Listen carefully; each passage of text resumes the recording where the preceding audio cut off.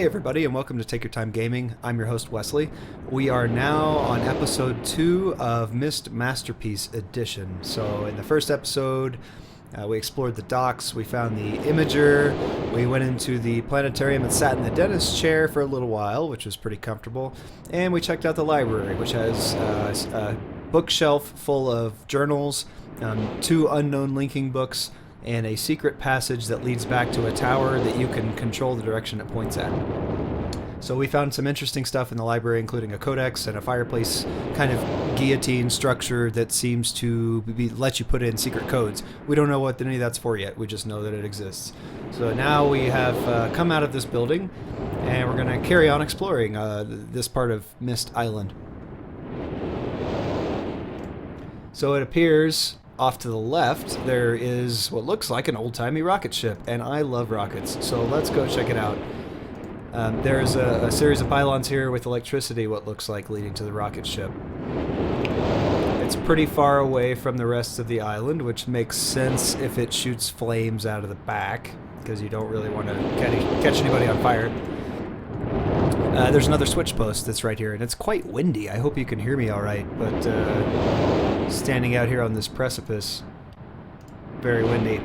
There's another marker switch, so I'm going to write down in our book the location of this marker switch.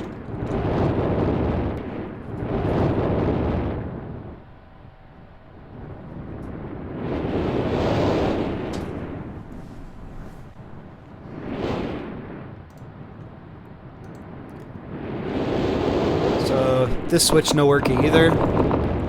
Doesn't do anything. Judging by these big electrical poles, maybe there's power or something that needs to be done. I don't see anywhere else to go here.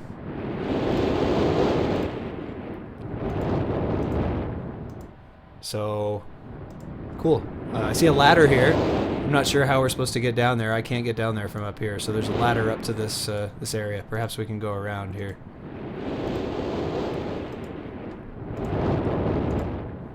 It doesn't seem to let me go around. Ah, here we go. Okay.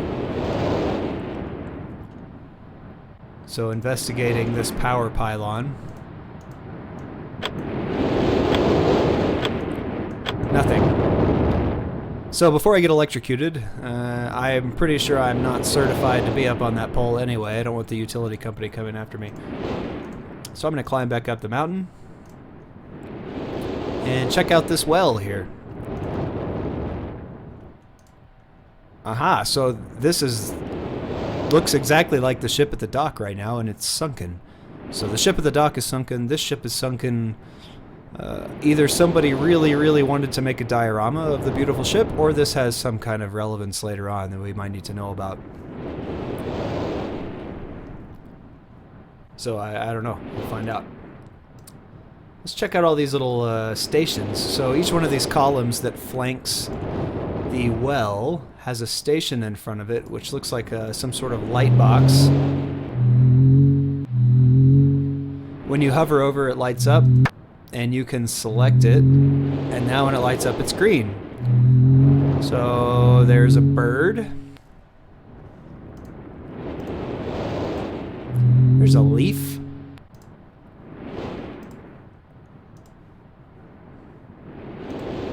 There's an arrow. And that switch does nothing. So I think there's only these 3. Let's get up here and take a look. It's kind of hard to tell from the perspective how many there are. So we'll turn around and count from here. I see 1, 2, 3, 4. So we've got bird.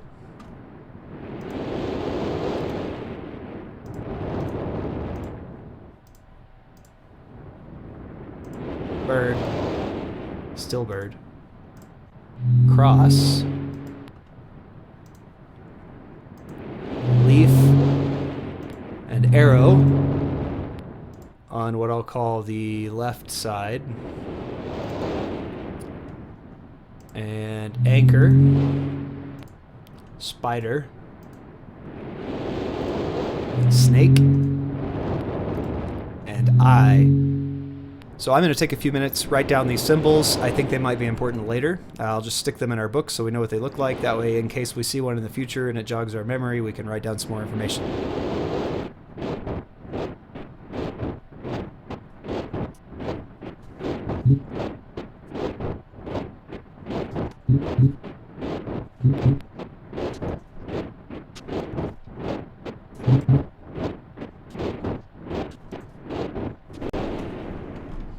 Okay, so excuse my terrible drawing skills. We've got the Parthenon Library here, the ship and the well. Each of these stations with the bird, cross, leaf, arrow, and anchor, spider, bug, snake, and eye. Kind of reminiscent of zodiac signs, especially with the little snake there. So let's keep exploring.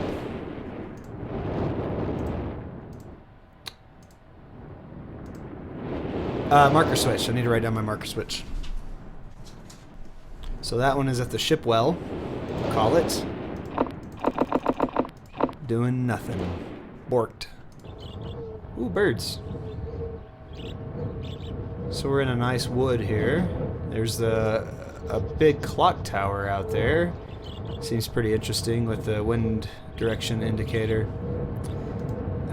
To my right is what looks like a brick utility building that the power line from the rocket ship is coming to. So next to, we'll call this the utility shed. We've got another marker.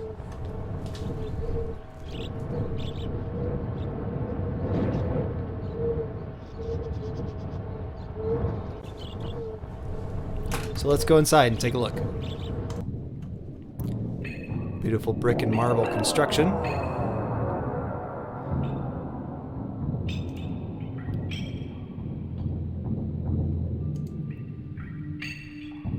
So heading down the stairs into a rocky cave. I really like this synthesized ambient music. At first, the creators didn't want to include any music, but I think it really adds to the atmosphere of the game, especially back at the time when it was released. I'll just be quiet here for a little bit unless you listen to it as we explore this cave.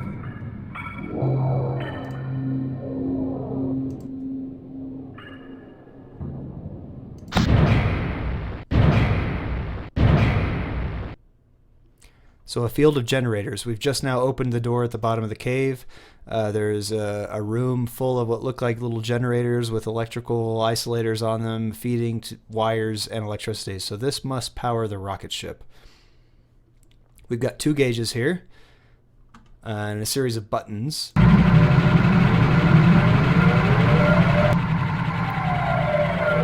So clicking one of the buttons seems to power up one of these banks of electricity. So let's go ahead and see if all of these buttons give us the same amount of numbers, voltage here on this panel.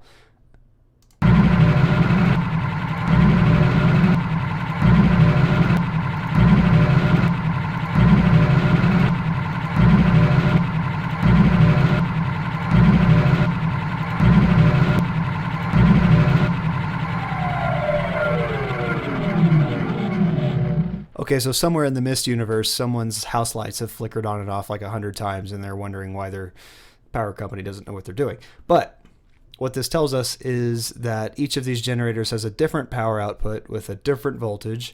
And if I had to guess, I'd say we're going to have to mix and match to achieve some kind of particular output. Otherwise, it would just be an on switch. So I'm going to take a few moments and write down what each of these buttons does in terms of what voltage or amperage or whatever this electrical value means. So give me just a second.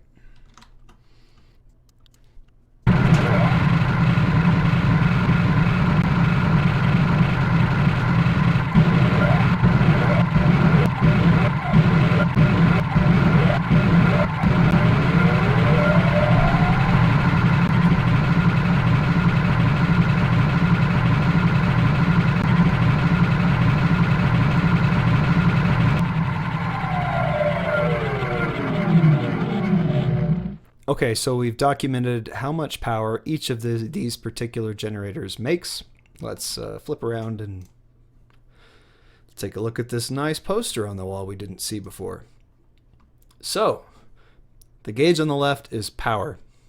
The gauge on the right is power to the spaceship, and now we have our generator switches numbered 1 through 10. So we've already established that we need to, that we have a different amount of power from each generator. And right, these just say 0, so we don't know how much power we need or how much power the spaceship takes right now, but we know that we're trying to achieve something. So let's make a quick note.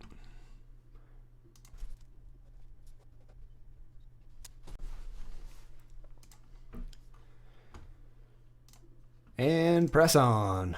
Back up the steps. There is nothing else to explore in this terrifying cave.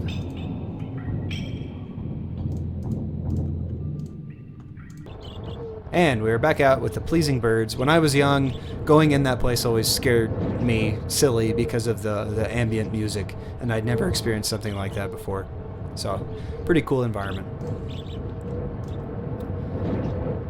So there's that clock tower here. Let's go out and take a look. So we're at the far, presumably west end of the island, and there's a big clock tower out at sea. There's no way to access it at all. Maybe a boat or a bridge, or we can walk on water. I can't click across to it, but I do see a marker switch there, so I'm going to write down that there's a marker switch on my notepad.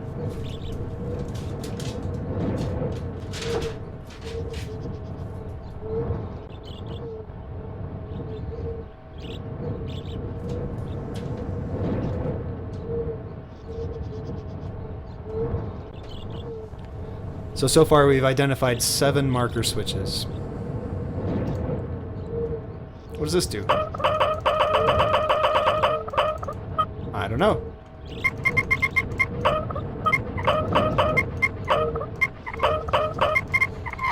So, I don't think it's meant to make music, but you can do it and make a pretty cool little rhythm here. Anyway, the button doesn't do anything.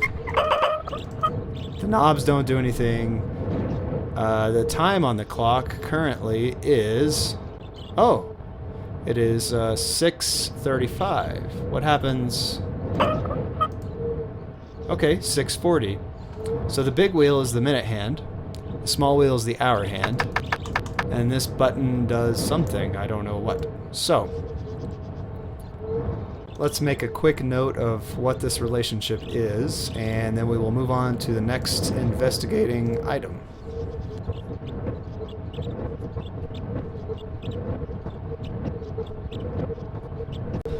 So I've tentatively labeled my minutes, hours, and then this button, which I can only assume makes the clock tower explode.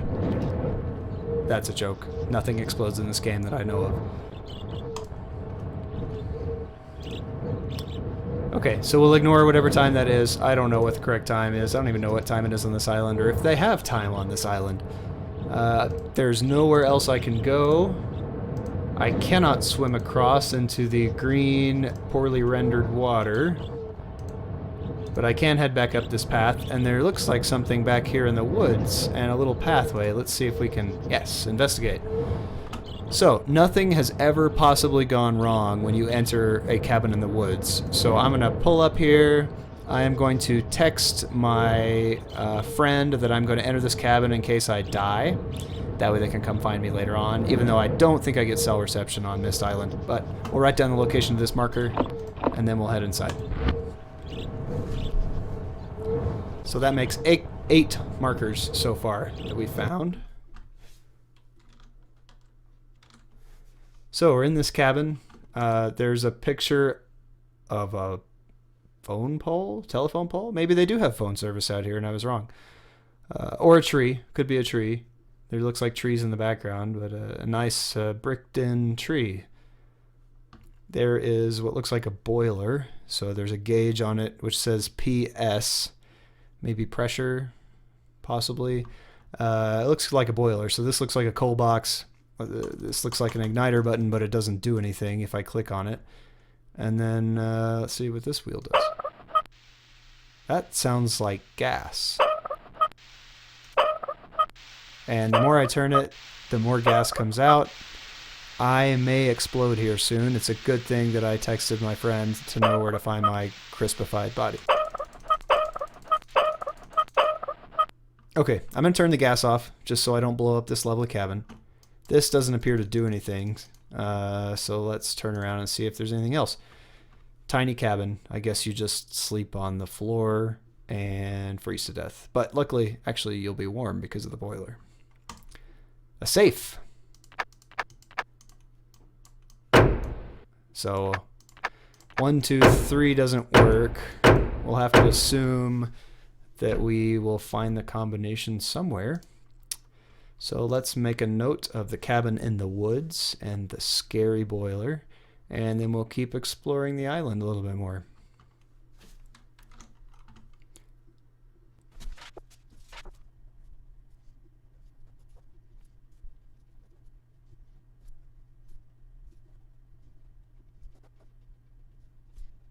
Okay, so we've got a tree, a boiler, a safe with 3-digit combination that we don't know. Let's get out of here before we explode. Anywhere else we can go? Ooh, we can go around to the right side of the cabin in the woods. We see this lovely bricked off tree, so it is a tree. Very tall tree. I don't have my climbing gear. Okay, so nothing we can do with the big giant tree except admire its staggering beauty. That doesn't do anything. Can we go to the other side? Nope. So that's the only side of the cabin we can explore. Okay, that is, I think, all of Myst Island. There's nowhere else I can go. I found marker switches that I can see. I don't have any more information than that, so I feel like we need to read a few more books and see what's going on. But first, before we do that, let's check this note out again. So I've left you a message of utmost importance in our 4-chamber beside the dock. Enter the number of marker switches on the island into the imager to retrieve the message. Yours, Atrus. So, I think we found all of them. Unless there's somewhere one hiding. But we've been pretty much everywhere there is to go. So let's go play in the imaging room.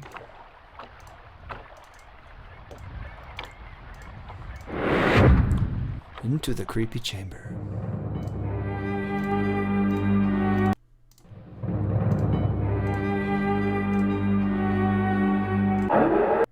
Okay, so he said the number of marker switches that there are on the island.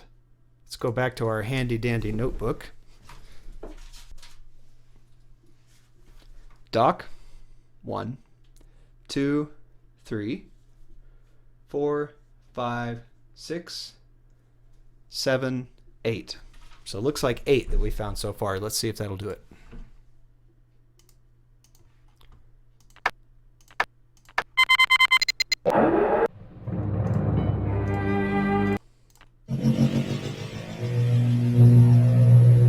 Catherine, my love, I have to leave quickly. Something terrible has happened. It's hard for me to believe. Most of my books have been destroyed. Catherine, it's one of our sons. I suspect Achenar, but I shouldn't leap to conclusions. I'll find him and Sirrus as well. Oh, I should have known better than to have left my library unchecked for so long.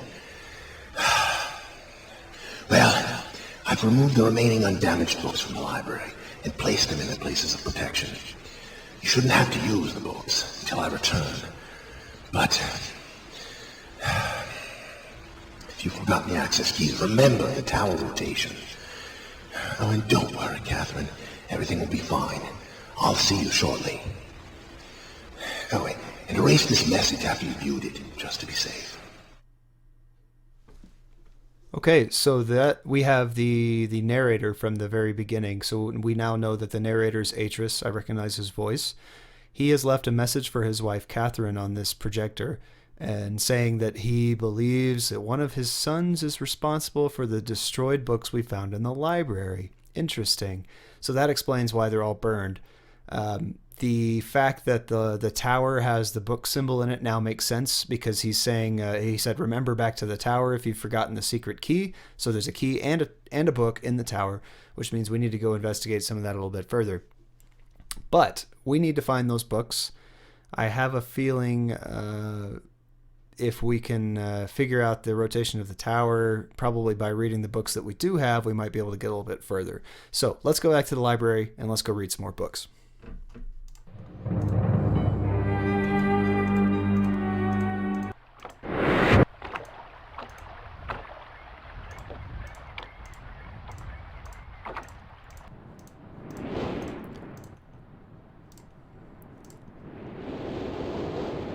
Okay, we're at the library. Let's start with this book on the right, which we have not read yet. We'll call it Leafy Book.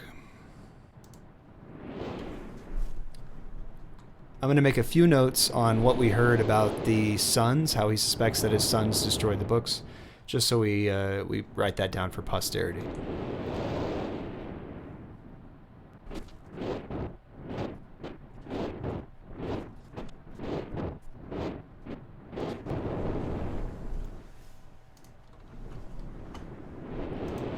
So before I begin reading this, I just realized that he instructed Catherine to delete the message from the imager by the dock after she read it.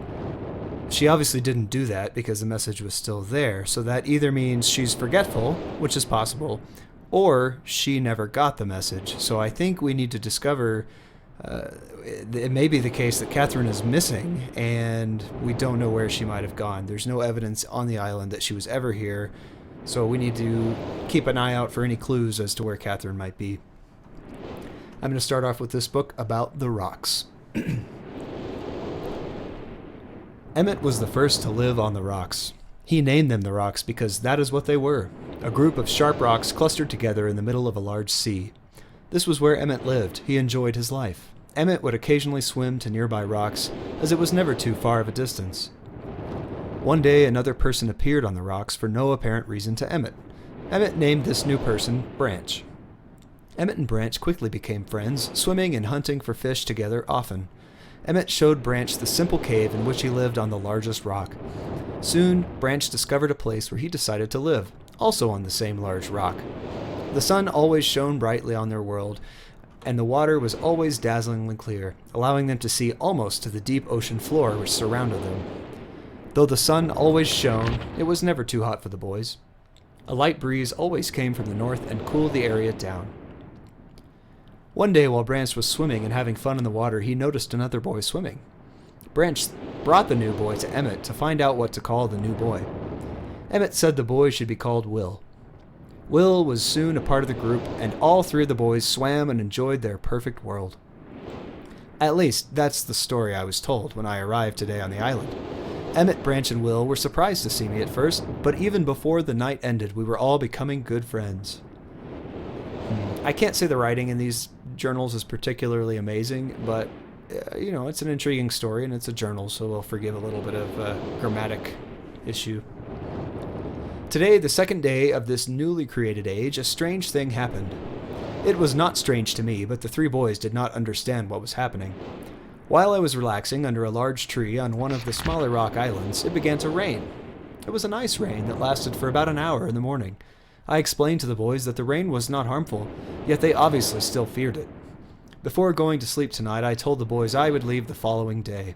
I told them that while I was gone, I would make a surprising change to their world. They didn't understand, not that I expected them to. So apparently the writer of this book is saying he's going to somehow change the world? Let's go to the next entry.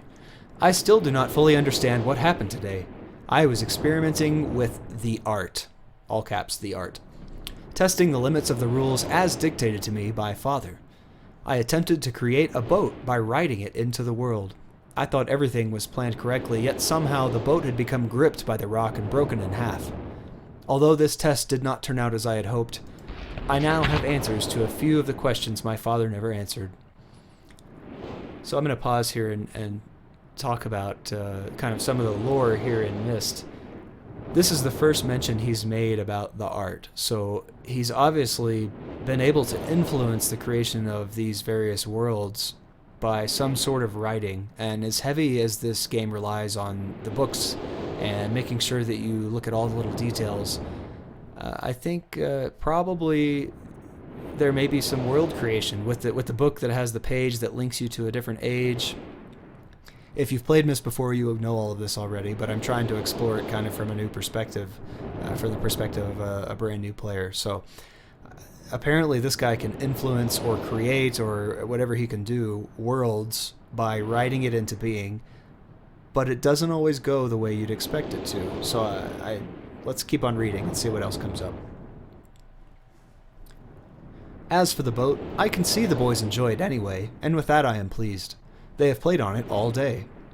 Even though the boat cannot move, I have always enjoyed studying from it. It is a much sturdier platform than the jagged rocks. In the course of my observations, I have learned some very interesting things regarding the solar system of this age. The nights are absolutely beautiful here. I have made note of and named a number of constellations that pass above me. Also during the night, I catch glimmers of light from the horizon, which I have not been able to discover. Before I turn the page, this appears to be a submersible lamp. What's labeled beside it, I don't know what relevance that has unless he's doing some studies of the sea, but he doesn't mention that anywhere in the text so far. I have not been able to discover if it is created by some natural phenomenon or by additional people on far-off islands or rocks. I should very much like to discover which. I rather suspect it is additional people, which would explain the appearance of Branch and Will. The rain today was slightly heavier than usual. Just when the boys were getting used to the light rains, a small storm arrived. They were frightened of the heavier rain, not to mention the thunder and lightning. If rain has never fallen here until recently, as the boys tell me, I would like to discover why it is falling now. Regardless, I have decided to return home for a short while. I have also been thinking of some plans for a lighthouse that I hope to construct soon. I think that perhaps by shining a bright light toward the horizon, it might prove my suspicions regarding additional inhabitants. They would be curious about the light and travel to discover its source, if they have the means. So he's drawn a picture here of his ostensible lighthouse design that he wants to put up, as well as a picture of the light and a radius and some measurements. So he's done some design work. I returned with many tools that I will need for construction of the lighthouse. I have decided that once the lighthouse is completed, I will leave for some time and let the world's own imagination have control. We have worked 3 weeks on the lighthouse now and are making great progress. The rock that we are building on seems to not be as secure as I would like. I have had to alter my plans slightly, but those alterations pose no real problem. The boys are quite strong and have been helping me immensely. I estimate construction will be done within 2 days. The lighthouse is finished and we are all proud of our creation. The boys are amazed at the structure wrought from rock with their own hands. That evening we powered up the generator, much to the boys' dread at first, and shined a great light to the horizon for many hours. I stayed the night in the top of the lighthouse, and in the morning awoke to observe the sunrise without my being coated with the chilly blanket of ocean dew I had become accustomed to. It was Will who first saw the girl. She was swimming not far from the boat, where Will was getting ready to hunt for fish. Then Will noticed a man not far away from the girl. Emmett was very pleased to meet the additional neighbors. So the lighthouse works. He got more people to come by and check it out. I feel pleased to leave this age. I have set in motion events that have nothing to do with writing or the art that will have a more profound impact on this world than I could ever have written. I think of it, this age, as a gift to myself that I will wrap up and open someday in the future, only to discover that it has changed so much that indeed it is a surprise. Besides, I have yet another new age that awaits me. It seems I'm going to need some way to travel underwater in this new age, and so much planning is in order. Before I move further, let's go back and look at this. So he's calling this the Stoneship Age. Makes sense. There's a lot of stone here. There's a ship that he wrote into being that didn't work as well as he had hoped.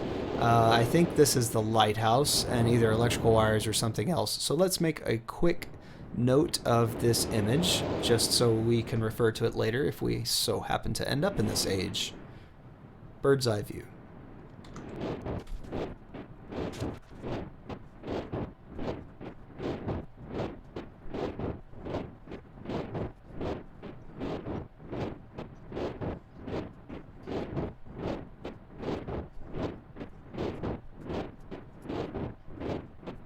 So we have our drawing here of the Stoneship Age.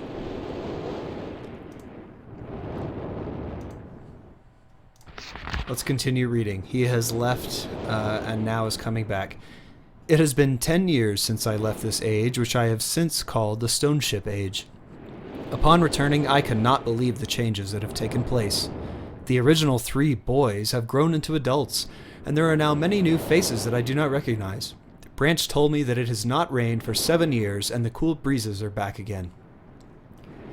They are all very content and have been serving me with new foods and showing me new materials that they have discovered. It even seems they have found gold somewhere. I see it in many forms around the island.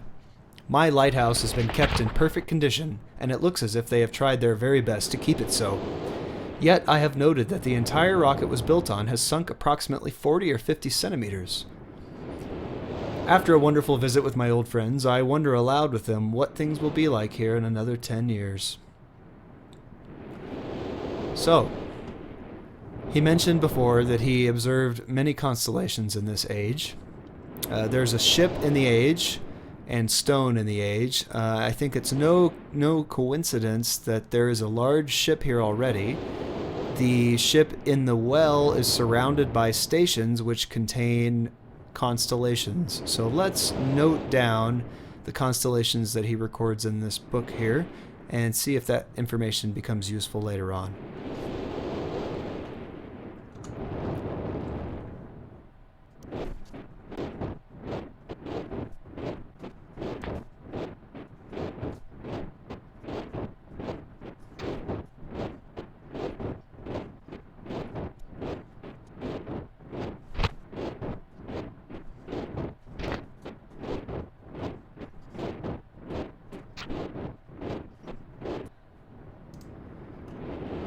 This is all that's left in the book. There's nothing more.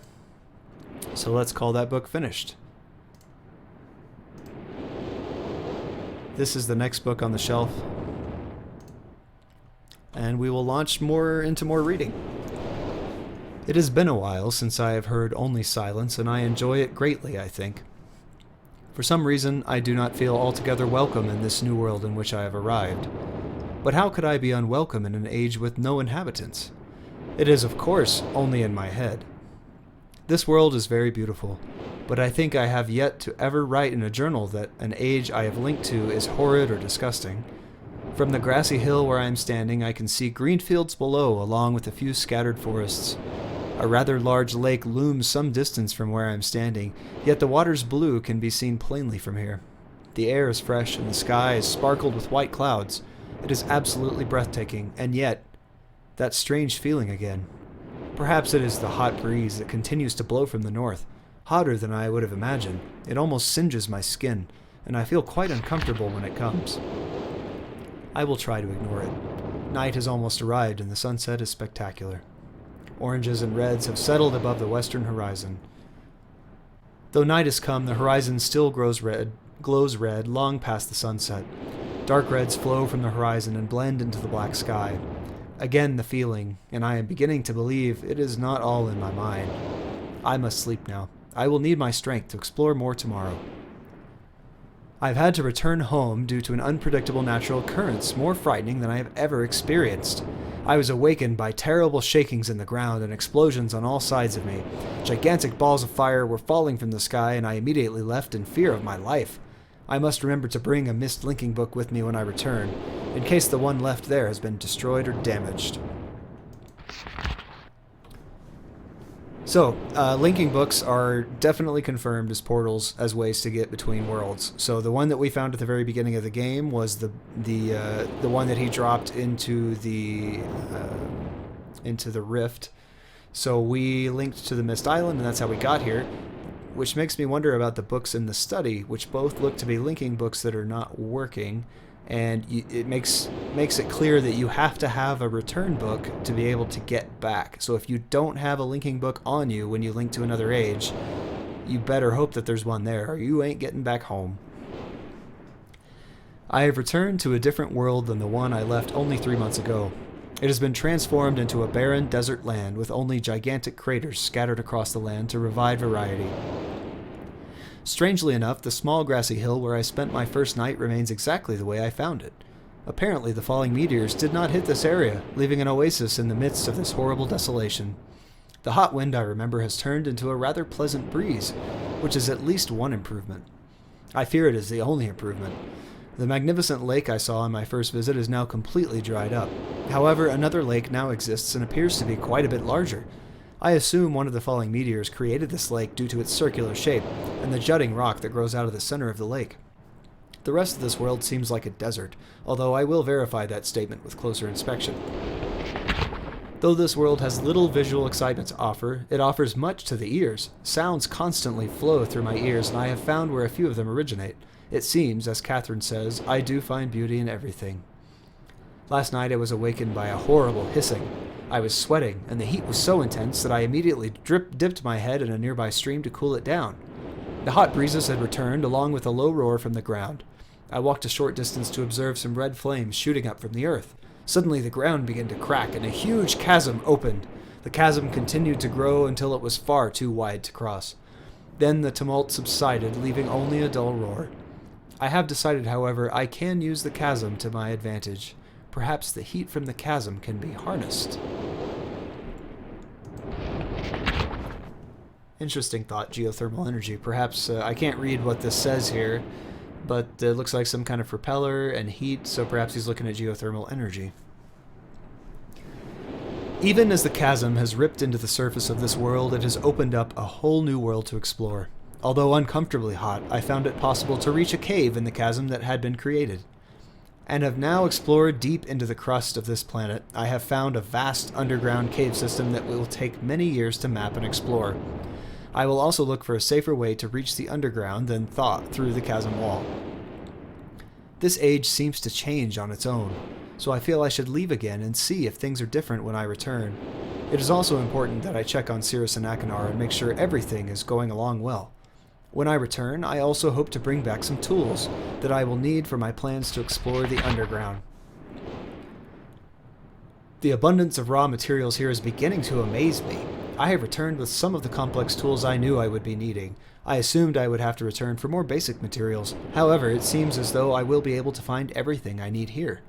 Of course, iron is abundant, but I have also found titanium occurring naturally. I am all the more excited to begin work. Everything is set, and I look forward to tomorrow. My raw materials are all here. I think I will be able to have most of my additions to this age completed within 1 year. I so love working with my hands, whether writing or building. The writing then fades out. It says, I begin, or something similar, and it's very washed away. I'll read what I can. Well, and I have decided. So there's a compass here, a compass needle which is rotating. This is north.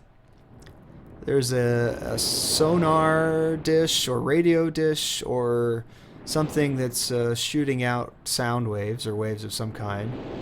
3 meters is not enough support, so he's I don't know what he's doing. He talked about a cave system, so perhaps support amazingly strong.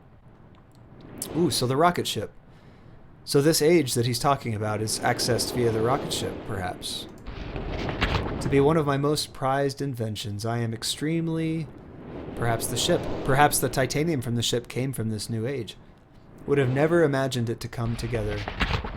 I doubt.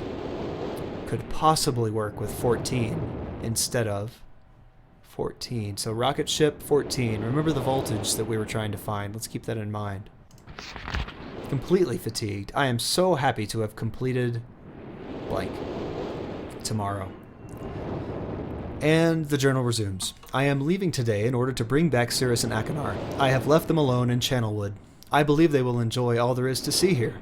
The age seems to have stabilized. I believe the meteors set off a period of volcanic activity by piercing into the shallow crust, but the tremors have become few. I have just noticed that a large amount of this journal has curiously vanished from the very pages on which I wrote over these last 18 months. Fortunately, I have copied many of my construction notes into another journal. I do not understand the many mysteries of this world, but I trust I will discover logical answers to my questions. I have a feeling that many of my questions can be answered in another age, to which I hope to travel soon. But for now, I must simply accept this world's mysteries and take pride in my accomplishments. Interesting. A piano keyboard. with several of the notes called out specifically, and a map of this new world with the crater lake he mentions. So I'm going to copy this down because it's rare to see this kind of thing and have it not be relevant later on.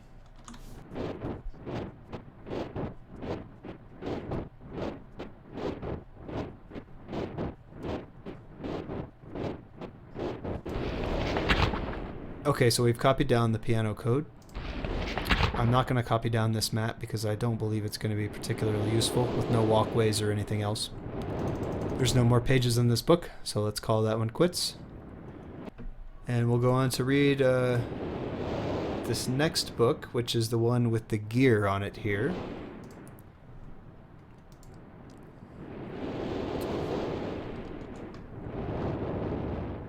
Before I do that, I think we've been recording for a good while here, so I think this is a perfect time to pause this episode. Thank you guys so much for watching. I know it's been a lot of reading and a lot of lore that we're learning, but that's really the point of this game, is to read all the books and immerse yourself in it.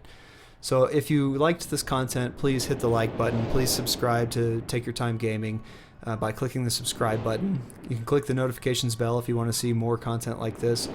But really, what I want to say the most is thank you for watching. We really appreciate all of the time you spend watching these videos, and especially when you engage us in the comments, where you tell us what you like, you tell us your thoughts, tell me what you think of the game, tell me if you've ever played it before, and some of the things that you experienced when you've played similar games. We want to hear from you guys, so thank you so much for watching. Have a great rest of your day, and cheers.